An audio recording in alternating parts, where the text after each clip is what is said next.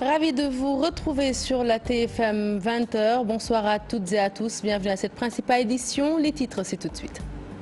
Bilan mitigé un an après le référendum du 20 mars 2016, des points assez importants de la réforme toujours en suspens. Les analystes se prononcent dans ce journal, c'est le cas du constitutionnaliste, le professeur Babacar Gaye, que vous entendrez au cours de cette édition. Tension au sein de l'espace politique, le khalife général des Tidjanes appelle à l'apaisement, mais l'initiative de Serigne Abdoulaziz Sy Al Amine ne semble pas encore porter ses fruits auprès des concernés. À Guédiawaye, l'abattage entre Aliou Sall et Bougazeli fait rage. En France, les pro-Khalifa Sall se mobilisent pour protester contre sa détention. Nouvelle mesure pour le passage de la visite technique. De nombreux usagers confessent leur ignorance face aux nouvelles dispositions prises. Toutefois, le rush a démarré depuis que les autorités ont annoncé la mise en fourrière des véhicules qui ne sont pas en règle. Et puis après la raclée subie à Bamako, les Lions du basket de retour au bercail, le capitaine de l'équipe Antoine Mendy plaide coupable et promet de rectifier le tir lors de la phase retour. Le patron du basket, lui, reste optimiste. Maître Babacar Ndiaye appelle à l'union sacrée. L'invité du 20h, il s'agit de M. Seydou Gueye, porte-parole du gouvernement. Il est interrogé par Mahmoud Ibra Kane. Une interview à suivre comme d'habitude après cette édition. Voilà pour les titres de développement à présent.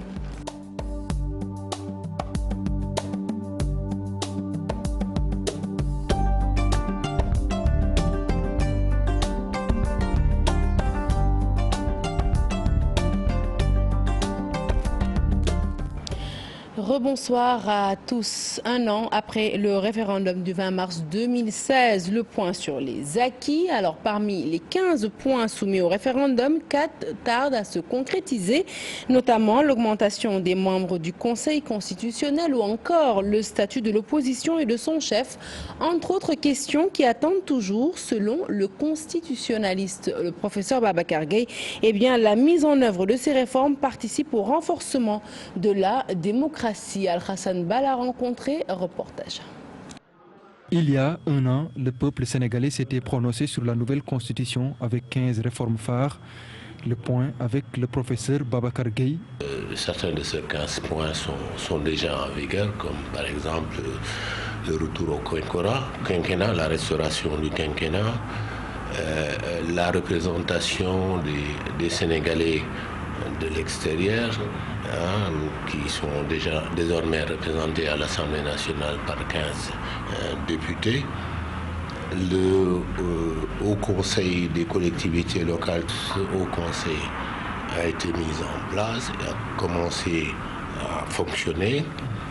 L'élargissement des compétences du Conseil constitutionnel, des attributions du Conseil constitutionnel. La candidature indépendante, un des 15 points selon le constitutionnaliste, son application pose problème. Mais le code électoral la réglemente de manière beaucoup trop restrictive, en sorte que je ne suis pas sûr que des candidatures indépendantes seront possibles à des élections locales. D'autres réformes attendent toujours d'être mises en œuvre. Il s'agit notamment du passage du nombre de membres du Conseil constitutionnel de 5 à 7. L'évaluation des politiques publiques avait été également consacrée par le référendum comme nouveau domaine de compétence de l'Assemblée nationale. La modernisation des partis, le statut du chef de l'opposition, le statut de l'opposition, ces questions ne sont pas encore réglées. Le professeur note des lenteurs à ce niveau et pour le renforcement de notre démocratie, il faut régler ce problème le plus vite possible pour instaurer un dialogue franc entre la majorité et l'opposition. Et nous restons avec le professeur Babacar Gaye qui salue l'appel à l'apaisement du khalife général des Tidjanes. Je vous l'annonçais tout à l'heure, Serigne Abdoulaziz Sy Al Amine qui appelle la classe politique au calme. Selon Babacar Gaye, eh bien, en démocratie, après la compétition, le dialogue est un pilier fondamental. Nous l'écoutons toujours au micro d'Al-Hassan Ba. Il faut absolument arriver à faire en sorte que tout ce qui contribue à créer une tension, des tensions politiques et sociales tout cela soit vraiment ramené à des proportions qui ne mettent pas en danger la cohésion du pays. Je pense que au Sénégal, notre démocratie est trop focalisée sur la compétition, sur les élections. Lorsque vous parlez de démocratie, mais tout de suite, on pense aux élections. Nous avons beaucoup trop insisté sur un des piliers de la démocratie qui est l'élection, la compétition, au détriment du deuxième pilier qui est le dialogue, la concertation. Il n'y a pas suffisamment de dialogue, il y a suffisamment de concertation, ce qui fait que voilà, les relations entre le pouvoir et l'opposition sont heurtées. Et à présent, nous allons recueillir les réactions des citoyens qui se prononcent également sur cet appel à l'apaisement du Khalife général des Tidjanes. Seigneur Abdoulaziz Sy Al Amine veut que les hommes politiques apaisent les débats politiques et les citoyens rencontrés par nos reporters saluent cette initiative à l'unanimité. Aminata Mbaresso. J'ai bien écouté les propos du Khalife Cheikh Al Amine. J'ai bien compris et je crois que c'est une bonne chose d'avertir les hommes politiques d'aller tout doucement et pour éviter que le pays bascule dans la violence. Il est temps que le discours se fait, il faut aussi qu'il aille plus loin au-delà du discours. Il faut aller au-delà du discours, qu'il dise vraiment aux politiciens que ce pays-là appartient à tout le monde, y compris les politiciens, les religieux, qu'aux citoyens sénégalais. Je crois que tout un chacun est conscient de ce que peut créer une tension dans un pays.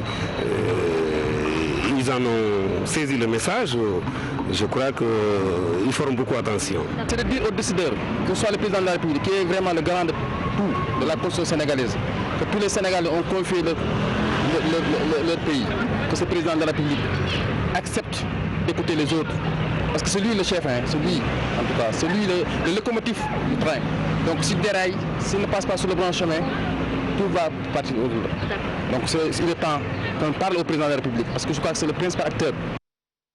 Hors de chez nous, ce point de presse pour dénoncer l'emprisonnement du maire de Dakar, Khalifa Ababacar Sall, une rencontre initiée par ses sympathisants auxquels l'opposition a été conviée. Les détails avec Ibrahima Kamara et Lamine Sall, nos envoyés sur place. Les proches de Khalifa Sall de la diaspora se sont mobilisés à Paris pour montrer leur indignation. Macky Sall est en train d'emprisonner la démocratie à travers ces gens qu'il met en prison sans raison.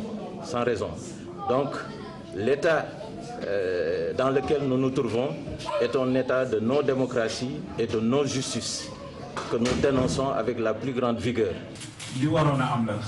On s'attendait à l'emprisonnement de Khalifa Sall, ça ne nous a pas surpris. Il nous parle du plan Sénégal émergent, ça ne veut rien dire, c'est une coquille vide. Parce que même si le Cheikh avant mi wàññee ko rek récemment dafa nekk ni 6 mois toog na ko gisul Macky Sall donc bu ñu nee Sénégal yëpp la fi nekkal day wax li ka neex. Considérant que leur mentor est injustement emprisonné, ils exigent sa libération. Mais on se battra bec et on dégagera cette, je ne sais même pas comment je peux les appeler, cette majorité qui est là et qui ne fait que reculer le pays. On ne fait que reculer. Beaucoup de partis politiques de l'opposition sénégalaise ont rejoint les partisans du maire de Dakar pour manifester leur solidarité. Retour au Sénégal, direction la banlieue, Guédiawaye. La bataille de la tête de liste continue. Le député sortant persisté, Seydina Fall Bogazeli, maintient sa candidature. Il appelle d'ailleurs Aliou Sall à des primaires. Pour le parlementaire, le maire de Guédiawaye rend un mauvais service au parti en faisant dans l'achat de conscience, mais aussi le cumul de mandats. Le coordonnateur communal de l'APR à Golfe Sud recevait des présidents de section acquis à sa cause. Nous l'écoutons.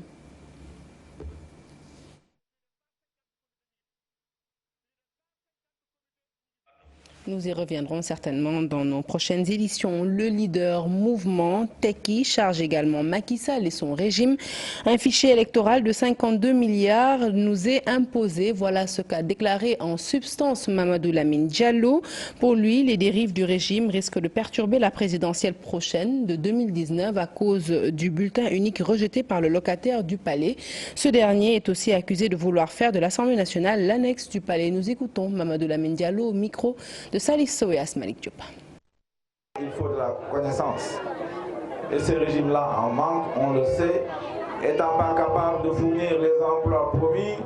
Maintenant, Macky Sall s'engage à vouloir utiliser la justice pour réprimer les opposants politiques, pour les réduire à néant. Voilà le programme qu'il va mener, mais évidemment, il trouvera devant lui un peuple debout, un peuple digne. C'est le peuple sénégalais, avec ses élites, avec ses opposants, nous ferons face. Pour nous, l'Assemblée nationale n'est pas l'annexe du palais, c'est le lieu d'impulsion de la vie politique. Et c'est la raison pour laquelle le 31 juillet, il faut l'arracher des mains de l'APR, Benno Bokk Yakaar, Macky Sall, pour qu'il y ait une majorité capable de faire de l'Assemblée nationale un véritable lieu politique où on va définir et débattre des politiques publiques. Et c'est possible. Parce que Macky Sall a échoué. Les Sénégalais sont déçus. Ici dans la banlieue, on le sait, le chômage, l'extrême pauvreté, la misère, l'insécurité règnent. Donc il faut se mobiliser pour que le 31 juillet, nous puissions gagner ces élections législatives et engager la démocratie sénégalaise dans une nouvelle voie, avoir le bulletin unique pour 2019, en finir avec le Raoult Gadou. Tout cela est possible, il faut le faire maintenant pour faire avancer la démocratie sénégalaise. Parlons à présent de cette polémique relative au redéploiement de certaines commissions en charge des inscriptions et concernant les inscriptions sur les listes électorales, mais aussi l'obtention de la carte d'identité biométrique. Le sous-préfet de Dakar Plateau a tenu à apporter des précisions. Selon Djibi Diallo, le quota pour Dakar étant presque atteint, il était normal de renforcer les autres régions et éviter aux populations le déplacement. Nous l'écoutons au micro de Al-Hassan Ba. Depuis le 4 octobre à ce jour, nous avons largement atteint les objectifs qu'on s'était fixés par rapport effectivement à ces enrôlements-là. Ceux qui sont actuellement en train de s'inscrire, de se faire enrôler à Dakar Plateau, c'est plutôt les gens de l'intérieur, les gens de la banlieue et ailleurs. Et nous avons pensé que dans ces situations pareilles, compte tenu vraiment du niveau du chef de l'État et des restrictions de notre hiérarchie, aujourd'hui il faut tout faire pour que les populations souffrent le moins par rapport aux inscriptions. Mais il n'y a pas une autre interprétation qu'on peut avoir de cela. Maintenant, le sous-préfet de Dakar Plateau n'a pas consulté les hommes politiques et tout ça. J'ai dit aussi qu'il cherche que quand je mettais en place ces commissions, je n'avais pas demandé l'avis de quelqu'un. On a mis en place ces commissions-là. Aujourd'hui, après évaluation de la situation, et compte tenu des instructions peut-être de ma hiérarchie, nous avons donc jugé nécessaire effectivement que nous avons atteint les objectifs qu'on s'était fixés. Donc redéployer les commissions n'est qu'une chose normale. Et focus à présent sur cette nouvelle mesure à l'attention des automobilistes. Désormais, il faudra passer la contre-visite technique seulement sur rendez-vous en cas d'invalidité du contrôle initial de son véhicule. Les automobilistes, vous l'avez bien entendu et bien noté j'espère, devront se plier à cette mesure et ce avant le 22 mars, date de son entrée en vigueur. Et pourtant, ils sont nombreux à ne pas être au courant de cette décision prise la semaine dernière au centre de contrôle technique en tout cas de Anne. C'est le rush depuis que les autorités ont annoncé que la mise en fourrière des véhicules la mise en fourrière prochaine de tout véhicule ne répondant pas aux règles. Mambiram Diouf. C'est un défilé de voitures, de camions auquel on assiste, une situation infernale que disent vivre des automobilistes dans l'attente de passer la visite technique. 4 heures du matin, jusqu'à présent on n'a pas pu arriver là où nous allons partir pour faire la visite technique. C'est très difficile. Et vous allez attendre jusqu'à quelle heure? À 5 heures. Si à 5 heures vous ne passez pas? Je vais retourner à la maison. Demain revenir encore, demain à 4 heures du matin encore. Je suis depuis 1 heure du matin. Non, samedi. Je suis venu depuis 1 heure du matin. La première fois, c'était le samedi. Des véhicules qui avancent à pas de tortue, des bouchons qui se créent à ce rythme combiné avec la fatigue et l'étroitesse de la chaussée. Certains de ces automobilistes finissent par perdre le contrôle du volant. Le centre de contrôle technique doit être délocalisé à Diamniadio, où il y a plus d'espace. Ça nous épargnera ces problèmes. Le fait de prendre rendez-vous pour la contre-visite, si le contrat initial n'est pas valide, une mesure qui va être effective le 22 mars, elle est appréciée diversement. Je n'avais pas pris de rendez-vous et même pour la contre-visite, je n'étais pas au courant. C'est une bonne idée. C'est vous qui m'apprenez la nouvelle, cependant, demander un rendez-vous pour la contre-visite, vraiment ce sera difficile. Il y a un système de rendez-vous qui existe au centre de contrôle technique depuis 2 ans. Tous les véhicules qui vont venir prendre la visite technique, ils ont le choix de prendre rendez-vous pour la visite initiale, mais même s'ils viennent pour prendre la file, s'ils sont recalés pour la contre-visite, nécessairement ça devra se faire sur rendez-vous.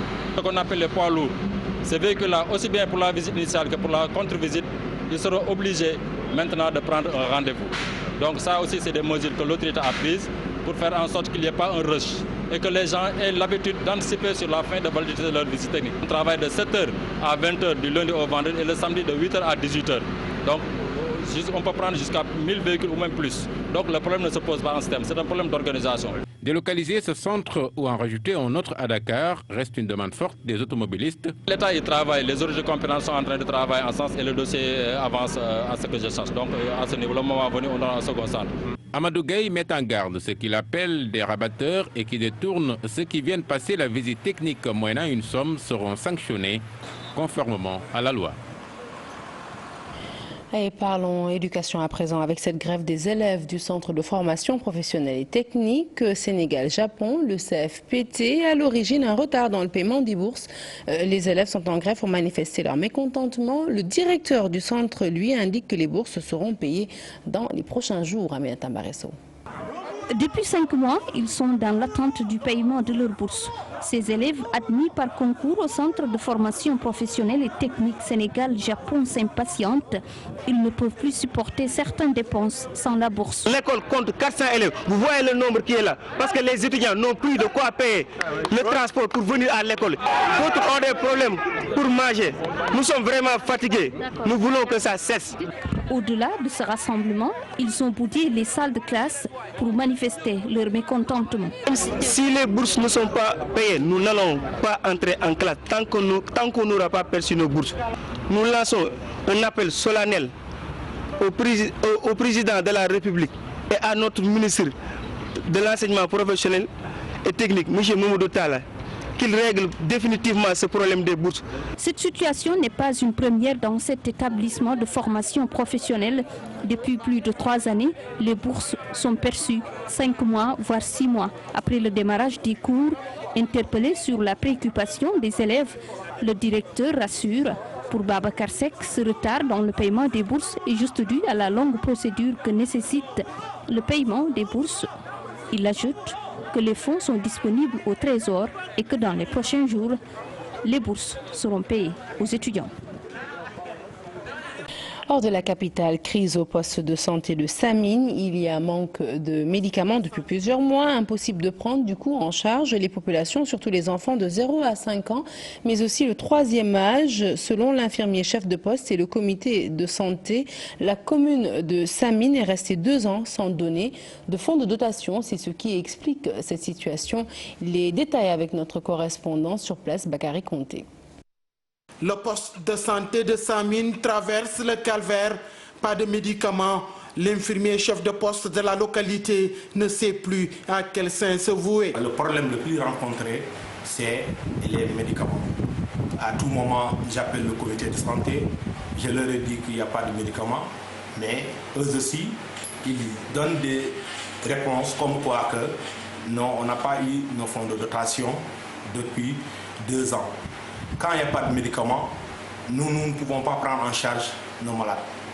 Et la CMI aussi, la couverture maladie universelle, c'est un programme phare du président de la République.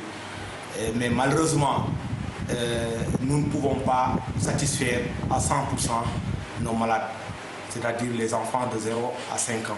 Le comité de santé de Samine indexe le maire de la localité, Yaya Diao, qui est resté 2 ans sans donner de fonds de dotation. Voilà 2 ans au niveau du poste de santé de Samine. La commune de Samine, en l'occurrence ici le maire, n'a pas donné de dotation. Alors que l'État, chaque année, il octroie des dotations aux populations dans les différentes communes là. Mais nous, au niveau de la commune de Samine, ça fait 2 ans qu'on n'a pas reçu des dotations en 2015 et 2006. Alors que ces postes-là sont co-gérés entre 2 communes, la commune de Yaran et celle de Samine. Donc la commune de Yaran, ainsi aussi, n'a pas donné ces dotations. Donc voilà pourquoi ce qui a fait qu'aujourd'hui, la situation sanitaire au niveau de cette commune-là, c'est totalement bloqué. Nous avons tenté de joindre le maire Yaya Diao, mais nos efforts sont restés vains. Les ASC Badian Gor et Matron de la localité menacent d'aller en grève. Retour dans la capitale, le mouvement d'humeur des ouvriers de l'arène nationale fait tache d'huile. Les travailleurs du milieu du bâtiment se radicalisent. Ils veulent la signature immédiate d'une nouvelle convention collective. Objectif, alors tirer le secteur de l'insécurité et de la précarité dont ils souffrent selon ces derniers. Le dépôt du préavis de grève sur la table du gouvernement est annoncé lors du congrès de la prochaine Confédération démocratique des syndicats libres du Sénégal. Un congrès qui s'est tenu ce dimanche à Pikine, Salisso et Asmalik Diop. On foule au pied la législation du travail. L'exemple patent, c'est l'arène nationale qu'on est en train de construire. Au moment où nous préparions le congrès, les travailleurs de l'arène nationale se sont révoltés avant-hier par un mouvement d'humeur pour s'opposer contre des abus que les Chinois sont en train de perpétrer à leur encontre, qui consiste à leur faire travailler comme des prisonniers. Ils font 9 heures, 10 heures d'affilée dans la journée, sans heures supplémentaires, sans prime de panier. La pause normale n'est pas respectée. Même la pause pour la prière, quand ils sont organisés pour accomplir leur prière quotidienne, les Chinois se sont permis même de déchirer leurs nattes et de leur dire que celui qui prie va être licencié. Où il n'y a pas d'infirmerie, où on fait travailler plus de 300 travailleurs, il n'y a même pas une infirmerie d'entreprise. Il n'y a pas de médicaments de soins de première urgence, il n'y a pas de médecin d'entreprise, il n'y a pas de carnet d'accident de travail. Donc là, il y a même la faute des autorités. En prévision des élections de représentativité des centrales syndicales, nous avons mis en avant la révision des conventions collectives 17 qui datent pour certaines de l'après l'indépendance ou d'avant l'indépendance. Et si on y prend garde, ça va faire tache d'huile. Dans les autres secteurs, il y aura des protestations, mais nous voulons radicaliser l'ensemble des forces pour que si on ne respecte pas la législation, que les gens en arrivent à une grève générale pour arrêter tous les chantiers où les travailleurs ne sont pas en sécurité, où ils sont mal payés. La journée internationale de la francophonie, on en parle dans cette édition avec cette question: la langue française est-elle en perdition? L'écriture semble massacrée, de plus en plus d'abréviations, surtout chez les jeunes, et l'utilisation de nouvelles technologies qui participeraient aussi à la baisse du niveau de langue. Mais pour la présidente de l'Association internationale des femmes francophones, eh bien, pas de panique, le français connaît une évolution normale. Son avis n'est pas partagé par de jeunes professeurs et étudiants qui estime que la jeunesse est devenue paresseuse et ne lit plus assez. Compte rendu de cette journée avec Aïssa Topaya. Anglicisme, abréviation, nouveau langage par SMS. Un petit exemple sérieux va s'écrire ainsi. L'écriture change, beaucoup de facteurs en cause. Les nouvelles technologies aidant, la langue de Molière s'appauvrit pour certains. Au lieu de passer son temps à faire des recherches dans l'Internet, au lieu d'écrire un texte ou un message complet dans les téléphones, les gens passent le temps à abréger à tout instant. Donc je crois que c'est ce qui participe en quelque sorte à cette perte de niveau d'expression de la langue française. Ça c'est répercutant parce que si on voit à travers les textes, au lieu d'écrire entièrement le mot, ils font des diminutifs. Là aussi ça se ressent dans les devoirs. Parfois tu vois un élève qui t'écrit, au lieu d'écrire intégralement le mot, par exemple certains mots, par exemple qu'on peut donner. Salut, ils mettent S, L, T, ouais, ces signes-là. Dans les amphithéâtres, dans les cours d'école, les langues locales prennent le dessus. Les discussions ne se font plus par la langue française. Les étudiants, même dans les salles de classe, dans les salles de TD, dans les amphis, au niveau du campus social. C'est pratiquement la langue nationale qui est utilisée à la place de la langue française, alors que l'université est un temple du savoir en quelque sorte. Donc c'est ce qui a amené aujourd'hui cette perte, cette possibilité de pouvoir s'exprimer en français par les étudiants, même par les élèves. Normal, dira la présidente de l'Association des femmes francophones. Toutes les langues évoluent. La langue, elle a une vie. Elle vit, elle change, elle ne meurt jamais, elle se transforme. Et je suppose qu'elle n'est pas complètement perdue. On peut déplorer la belle langue française à la belle époque, mais rassurez-vous, on aura toujours quelque chose qui permettra aux humains, aux francophones de parler. Les émoticônes aussi entrent dans la danse. Les émotions s'expriment à travers des images. Les langues changent, évoluent. N'empêche, la langue de Molière continue toujours de faire des émules. Nous restons avec la célébration de la Journée internationale de la francophonie. Une partie des francophones l'a fêtée à l'Institut français de Saint-Louis. Pour les écrivains de la capitale du Nord, eh bien, la langue française est en perte de vitesse, même si du côté des élèves, certains parlent d'une avancée significative depuis un certain temps. Écoutons toutes ces réactions au micro de nos correspondants dans la vieille ville où c'est une Diop et à Upsec. Ce 20 mars est célébré partout dans le monde la Journée internationale de la francophonie. À Saint-Louis, les écrivains ont fait l'état des lieux de la langue au niveau local, voire même national. Pour Louis Camara, membre du Cercle des poètes et écrivains de Saint-Louis, la langue est en perte de vitesse. La langue française est en perte de vitesse dans notre pays. Les professeurs se plaignent, tout le monde se plaint. Je pense que ce n'est pas par hasard, il n'y a pas de fumée sans feu. Je pense qu'aujourd'hui, on utilise de moins en moins bien, on manipule de moins en moins bien la langue française et que nos aînés la parlaient mieux que nous. Du côté des élèves, certains ont apporté la réplique. Fatou Fall, en classe de terminale au lycée Cheikh Omar Foutiyou Tall de Saint-Louis, a présenté son premier livre le 8 mars dernier. À son avis, les jeunes se débrouillent. Elle réfute la baisse du niveau de ses camarades en français. En tant qu'élève et en tant qu'écrivaine aussi, je pense que c'est le contraire. Parce que moi, j'en suis une preuve vivante. Mais ça n'empêche qu'il y a des élèves qui ne lisent pas. Maintenant, nous, on est là pour effacer ça, pour inciter ces élèves-là à faire comme nous, pour montrer un bon exemple et les pousser vers le droit chemin. Pour Louis Camara, la langue française est parlée de moins en moins bien depuis des années. On la parle de moins en moins bien. Quelles sont les causes, quelles sont les raisons? Je pense qu'il y a quand même lieu de s'interroger là-dessus et de faire des études pour déterminer les raisons véritables. Dans les établissements scolaires, la langue la plus utilisée est le français. Mais que faut-il faire pour une bonne maîtrise de cette langue, surtout chez les jeunes? Fatou Fall répond. De lire, de beaucoup lire, parce que même pour les élèves scientifiques, la lecture aussi, elle est indispensable, parce que ça permet d'améliorer le français. Et si on voit bien au Sénégal, la langue qu'on parle dans toutes les écoles, c'est le français. Donc même en série S, il faut être bien en français. À l'unanimité, la majeure partie des Sénégalais pensent que la langue française est parlée de moins en moins au Sénégal. Pour certains, beaucoup d'élèves ne lisent plus, d'autres par contre incriminent les enseignants. Alors, autre journée mondiale célébrée ce 20 mars, la journée dédiée à la santé bucco-dentaire. Le thème « Soigne tes dents et protège ton cœur » renseigne sur les liens qui existent entre une bonne hygiène bucco-dentaire et une bonne santé cardiaque. Le département de dentologie de l'UCAD a célébré la journée à l'occasion de son 50e et les moyens sont à renforcer pour une meilleure formation des chirurgiens dentistes. Voilà ce qu'il en est ressorti. Fatou Kinedem. Le matin, le soir, tous les jours. Tous les jours. Règle numéro 1 pour lutter contre les caries, le brossage des dents. Cependant, le quand et le comment restent le grand problème. Il n'est pas conseillé, il est vraiment interdit de se brosser latéralement comme ça, parce qu'on a la tendance de le faire tout le temps. Donc il faudrait se brosser verticalement pour éliminer les résidus, les débris alimentaires qui s'entassent entre les dents. Quand on le fait comme ça au maxillaire, on va le faire aussi en bas à la mandibule.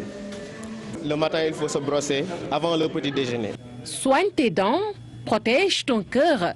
Le thème de la journée de la santé bucco-dentaire interpelle sur certaines complications. Ces diabétiques ont besoin de soins dentaires parce que le diabète est l'infection dentaire est hyperglycémiante. De même que la cardiopathie, l'infection dentaire peut provoquer une cardiopathie, mais également peut compliquer une cardiopathie. Donc pour ces patients, nous leur demanderons de venir en consultation de manière fréquente, mais au préalable qu'ils aillent voir leur médecin traitant pour qu'il puisse les orienter avec un dossier médical complet. Le département d'odontologie a fêté ses 50 ans, occasion pour la 44e promotion sortante de 2017 de se préparer face aux défis. Nous devons tout d'abord informer, enseigner, éduquer, surtout par rapport à la santé bucco-dentaire, et que nous savons pertinemment qu'il y a du travail qui nous attend au sein de la population. À côté de l'hygiène, d'autres pathologies rebelles posent problème. Il y a d'innombrables bactéries dans la cavité buccale, plus de 700 espèces, et toutes ne sont pas virulentes. Donc parfois il arrive que des pathologies soient rebelles au traitement, parce que justement il y a une flore particulière qui est là et qui nécessite des investigations en biologie moléculaire, en génétique aussi, qui pourraient permettre de poser un diagnostic beaucoup plus précis et de faire une prise en charge aussi beaucoup plus efficace. Plus de 1000 chirurgiens dentistes ont été formés dans ce département. Toutefois, des efforts sont à faire pour renouveler le matériel, une nécessité pour une prise en charge correcte. Nous retrouvons le monde de l'éducation pour parler cette fois-ci de l'amélioration des conditions de vie et d'apprentissage dans les daras, un vœu cher du Conseil supérieur des maîtres coraniques du Sénégal qui, à travers son premier congrès constitutif, a fait un plaidoyer dans ce sens. La rencontre tenue hier dimanche au Grand Théâtre fut l'occasion pour son président, le député Amadou Tidiane Talla, d'appeler à l'unité autour de la structure et ce afin d'être un partenaire privilégié de l'État dans l'éducation mais aussi la formation. Mambiram Diouf. Ce premier congrès du Conseil supérieur des maîtres coraniques du Sénégal, placé sous le signe de l'unité, constitue une tribune pour aller vers un système fort permettant aux maîtres coraniques de mieux mener à bien leur mission. L'objectif, c'est créer une organisation qui veut travailler pour améliorer les conditions de vie et d'apprentissage dans les écoles coraniques. Surtout, travailler avec les maîtres coraniques pour bien organiser le système éducatif d'école coranique. Aussi, pour être un interlocuteur qui parle avec l'État pour plaider au bénéfice des écoles coraniques.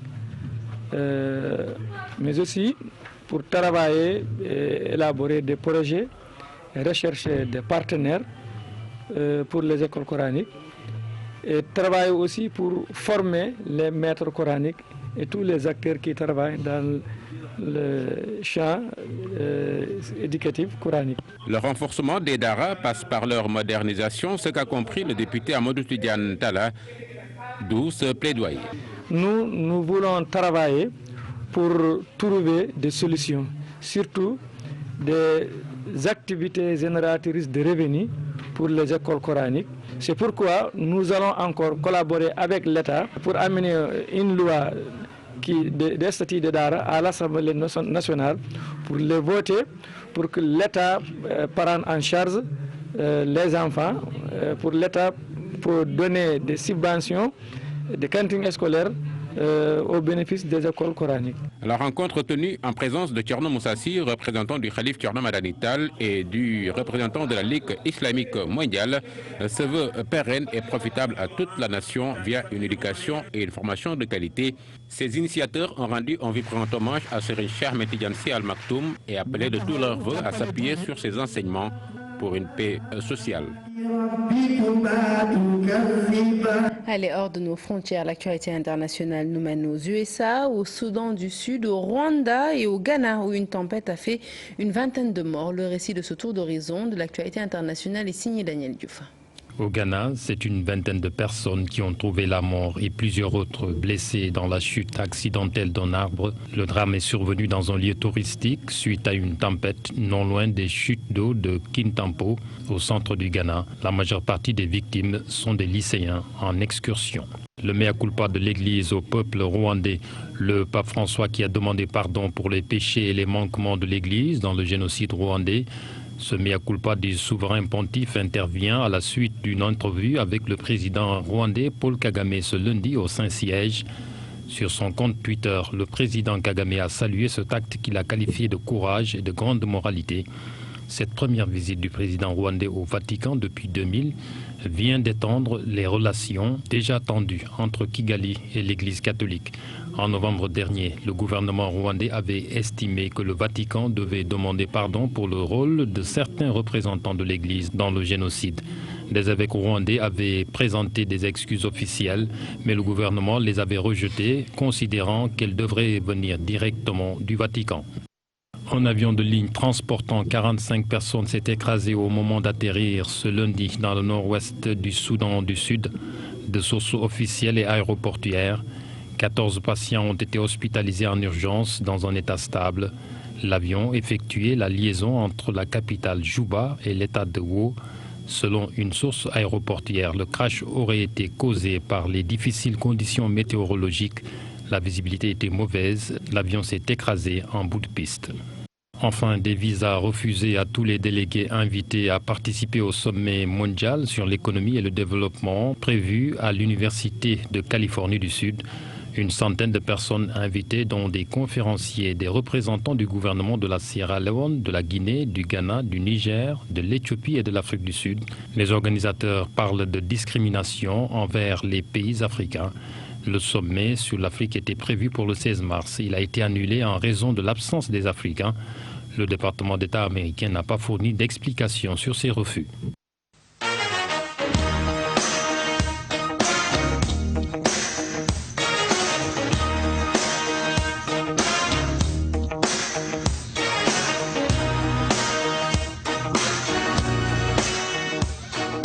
La page des sports que nous ouvrons tout de suite avec cette information qui vient de nous parvenir. L'arbitre du match Afrique du Sud-Sénégal, match comptant pour les éliminatoires de la Coupe du Monde, suspendu à vie.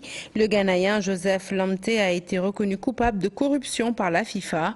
Rappelons que le Sénégal avait perdu ce match 2-1 suite à un penalty imaginaire sifflé par l'arbitre. Antoine Mendy plaide coupable suite à la débâcle de Bamako. Le capitaine des Lions soutient qu'il n'a pas été à la hauteur des attentes, même s'il promet de rectifier le tir lors de la phase retour. Je vous propose de l'écouter. Les Lions de basket, vous le savez, sont rentrés de Bamako cet après-midi. Ils sont au micro de Chertidiane Diao. C'était dur. On a essayé de produire du jeu. Voilà, ça ne s'est pas passé comme nous on l'aurait souhaité. Mais voilà, tout n'est pas terminé, il reste la seconde partie ici. On espère qu'à la maison, on aura le soutien de tout le peuple sénégalais. Si on n'a pas la possibilité de faire face à certaines choses, on arrête de faire du sport. Voilà, moi les deux défaites, je les prends pour moi, elles sont à titre personnel. Parce que je suis le capitaine, ça n'a pas été, j'ai pas pu mobiliser mon groupe comme je le voulais. En plus de ça, j'ai pas été bon. Donc voilà, les deux défaites, je les prends pour moi, elles sont pour moi et j'espère qu'on va pouvoir montrer un autre visage à Dakar.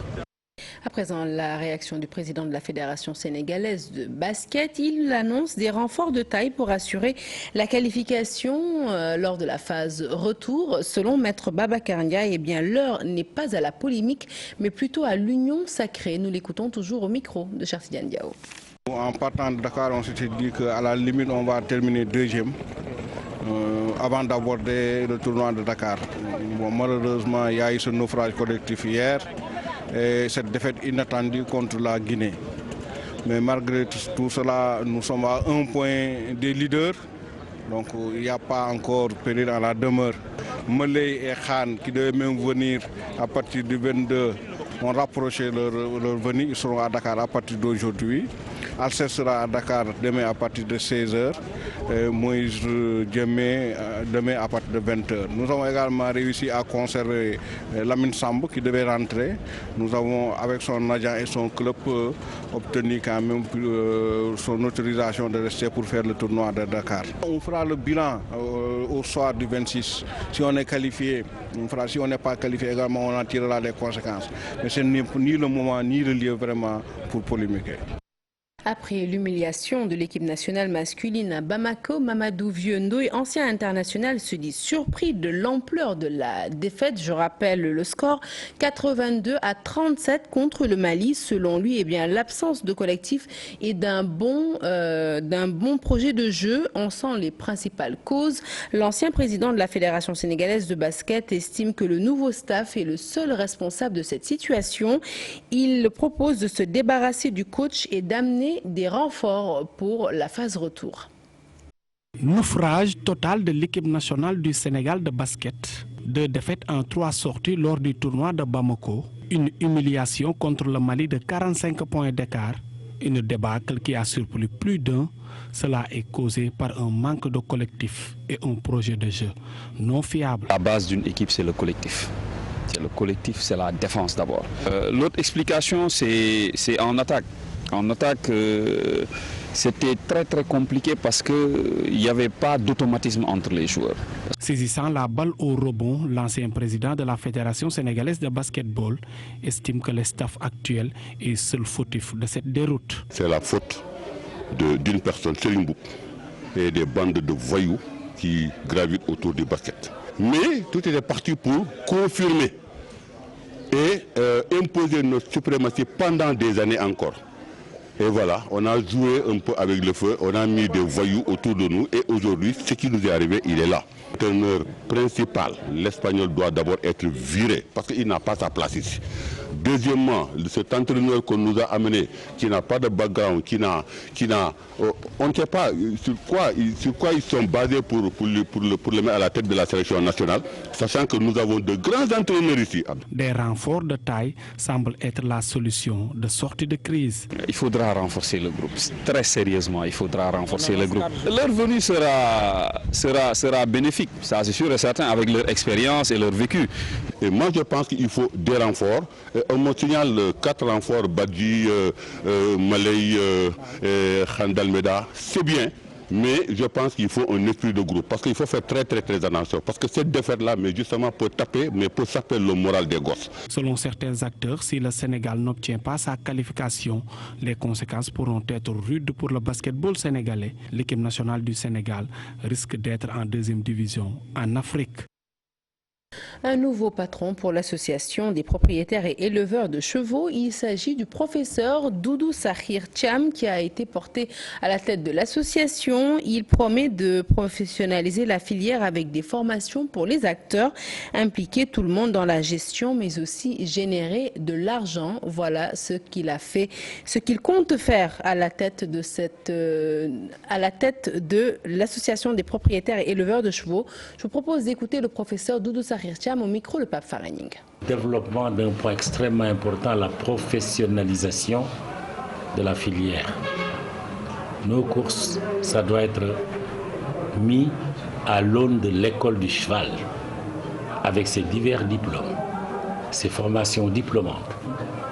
Et cela réglera beaucoup de choses. D'abord, l'éthique dans les courses, pour mieux comprendre l'éthique, mieux comprendre les règles du jeu, mais il faut être alphabétisé, faire marcher et avoir des retours d'investissement dont le niveau entraîne un paiement d'impôt, donc de la fiscalité, l'impôt sur les revenus des sociétés. Là, ça veut dire que c'est nous qui allons donner. Et en faisant ce geste et cette apparition, je crois que l'État va s'intéresser beaucoup à nos activités. C'est la fin de cette édition. Prochain rendez-vous de l'information, le tout en images à 0h. L'info qui se poursuit sur votre site www.igfm.sn. Tout de suite, la suite des programmes, c'est avec l'invité du 20h. Je rappelle que Mamadou Ibra Kane reçoit ce soir Seydou Gueye, porte-parole du gouvernement. Bonsoir Mamadou.